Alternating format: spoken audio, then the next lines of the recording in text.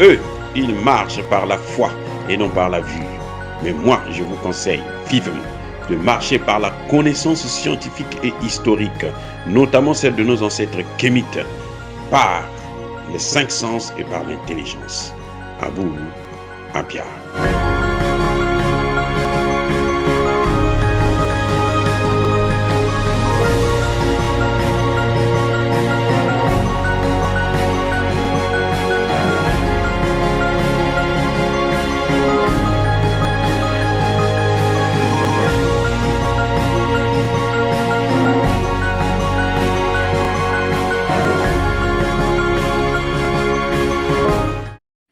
Otep à tous, bienvenue sur la chaîne des panafricanistes, par essence, par conviction et par excellence. Celle des citoyens kémites par nécessité et obligation de combat. Nous sommes une chaîne qui n'est guidée que par nos ancêtres, et rien que par les ancêtres qui appartiennent à l'égrégore du monde noir. Par conséquent, nous ne croyons en aucun Dieu venu de l'étranger. Toutefois, cette vidéo n'est aucunement destinée à inciter à la haine ou à la violence, car nous menons un combat qui est d'abord et avant tout spirituel, ensuite il est politique, géopolitique et géostratégique, contre l'impérialisme, le colonialisme, le néocolonialisme et l'endocolonat. Sur la base du principe fondamental que nous avons hérité de nos ancêtres kémites, qui est celui de la Mahat, c'est-à-dire solidarité, vérité et justice. Vous êtes donc en droit de connaître la vérité, et nous avons l'obligation de vous dire la vérité, rien que la vérité, afin que justice soit rendue au continent africain. Et ça, c'est notre modeste contribution dans cette noble lutte en faveur de la souveraineté, la dignité, la solidarité et l'unité africaine. Ça, c'est exactement ce que nous appelons le panafricanisme. Bien-aimés frères et sœurs, le ministre des Affaires étrangères russe, Sergueï Lavrov, est allé à Brazzaville. Il était à Brazzaville il y a quelques heures. Et pour ça, je salue et je félicite l'action du gouvernement congolais, notamment du président Denis Sassou Nguesso et de son ministre des Affaires étrangères. Bravo, vous avez fait un bon travail. Mais ça ne suffit pas. Pourquoi je dis ça? D'abord, il faut comprendre qu'un intellectuel n'est pas un béni oui-oui, n'est pas quelqu'un qui prend des positions par rapport à ses intérêts, par rapport à ce que ça peut lui apporter personnellement. Mais il prend position par rapport à l'objectivité. Quand on est un intellectuel de mon niveau, docteur en sciences politiques, il faut savoir reconnaître ce qui est bien et ce qui n'est pas bien pour un pays, pour une nation. Cette fois-ci, le président de la République a reçu le ministre des Affaires étrangères.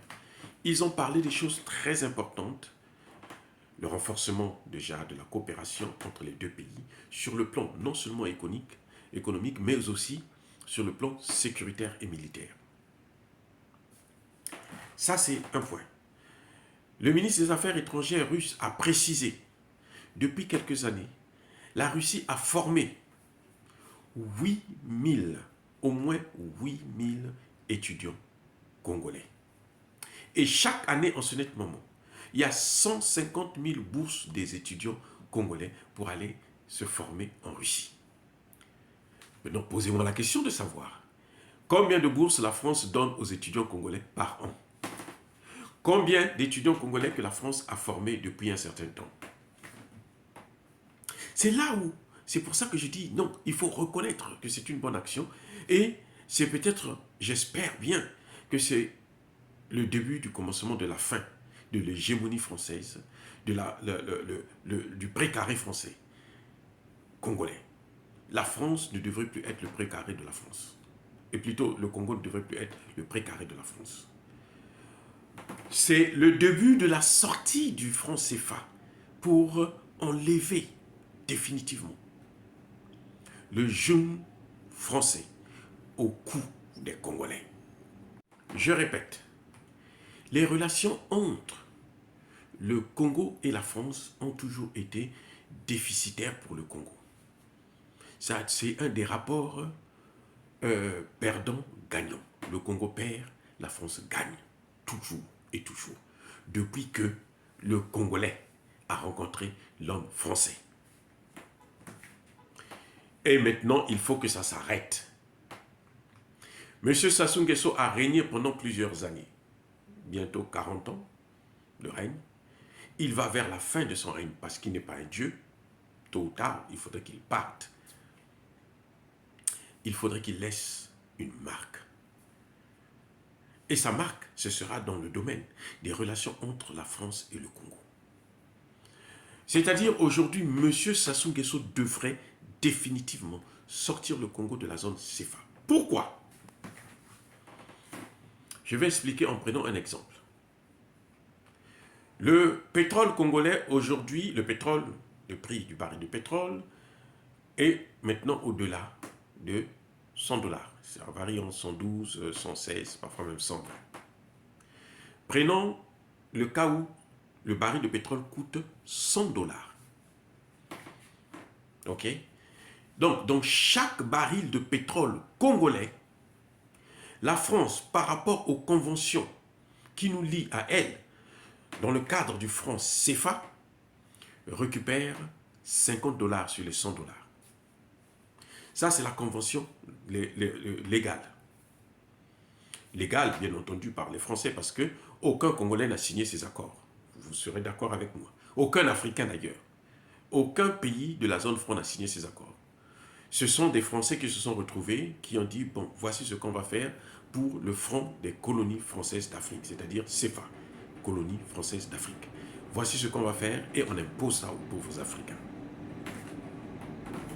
Donc, légalement, selon les textes, la France prend 50 $ de nos réserves. 50 $. Ensuite, le fait que c'est elle qui fabrique notre monnaie, que c'est elle qui transporte cette monnaie-là dans nos pays, elle prend encore 15%. Donc, sur les 50 $, il faut ajouter 15 $. Ça fera 65 $ que la France récupère. Mais ce n'est pas tout. Nous payons des taxes. Nous payons des taxes. C'est environ autour de 9 à 10%. Donc au total, quand le Congo vend son baril de pétrole à 100 $, la France récupère 75 $.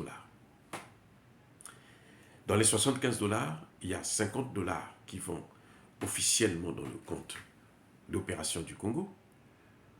Et il y a 25 $ qui vont officieusement dans le compte de la Banque mondiale. Directement. Ça, le Congo n'a rien à voir là-dessus. Donc même si aujourd'hui nous demandons de faire un audit sur notre compte d'opération, on va compter seulement les 50% que la France récupère, pas les 25%. Donc, nous, on déchante. C'est-à-dire que le baril du pétrole aujourd'hui augmente au niveau international, sur le marché international, mais malheureusement, nous récupérons à peine 25%. Et ça, c'est un crime contre l'humanité.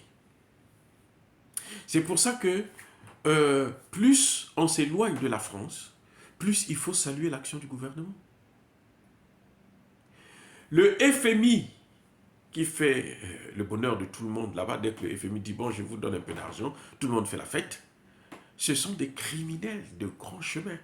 Ce sont les plus dangereux. C'est à cause d'eux que nous sommes dans cette situation.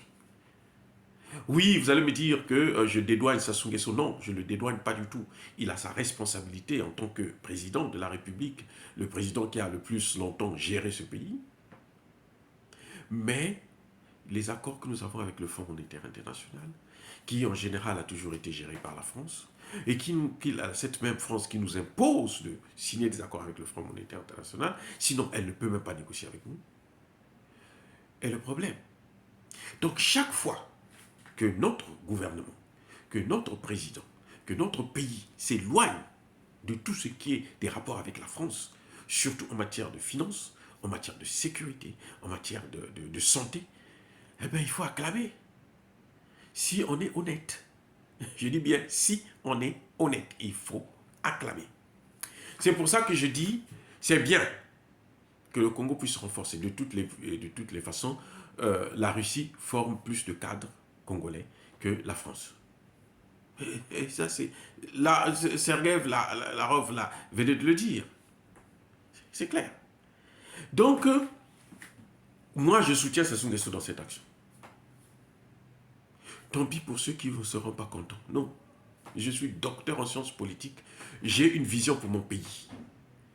Mais je dis tout simplement à Sassou Nguesso que ça ne suffit pas. Avant qu'il quitte le pouvoir, là, avant de mourir, là, avant la fin de ce mandat-là, s'il est intelligent, s'il veut marquer l'histoire du Congo positivement, il faut qu'il nous sorte du franc CFA. C'est clair. Et s'il le fait, je le soutiendrai sans aucun doute. Eh oui, je suis pour la sortie du Congo, du franc CFA.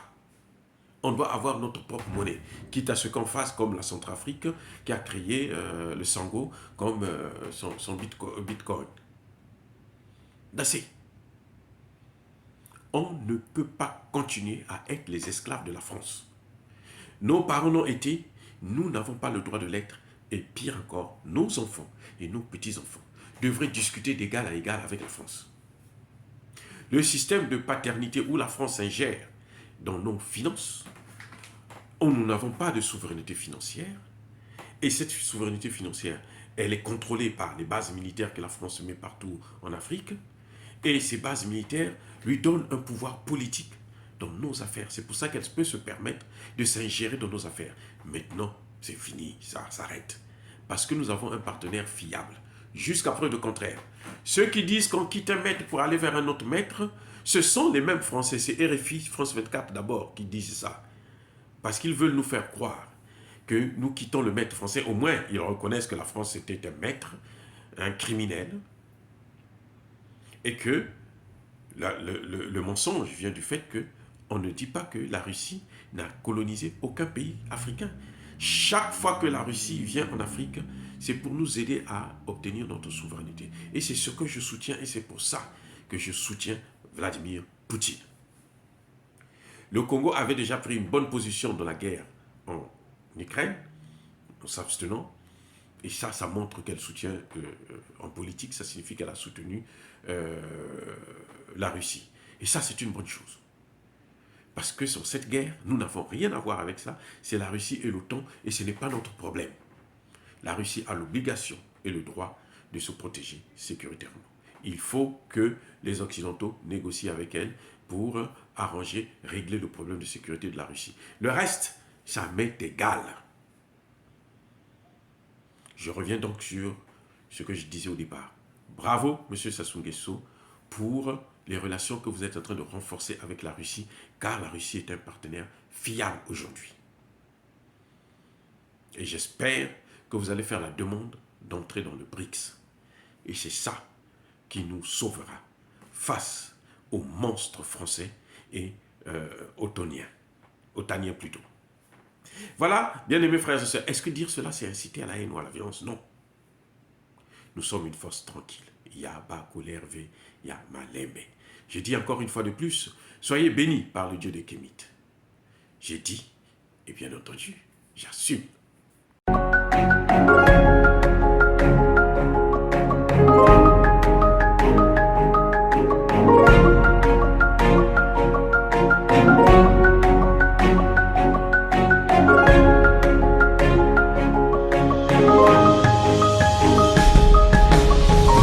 Bien-aimés frères et sœurs, vous connaîtrez la vérité et la vérité vous affranchira. Ça, c'est pas moi qui le dis, c'est la Bible qui le dit. Et moi, je vous dis mieux. Vous connaîtrez la vérité historique, notamment celle de vos ancêtres kémites, et vous aurez une vision globale de ce que c'est que la vraie souveraineté politique. J'ajoute, vous reviendrez à la spiritualité africaine ancestrale et vous comprendrez les enjeux de l'indépendance économique. Et pour terminer, vous accepterez votre identité culturelle kémite et vous obtiendrez deux choses. La première, c'est la paix. La seconde, c'est le développement, à une condition. L'unité de toute l'Afrique noire l'unité de tout le noir du monde entier.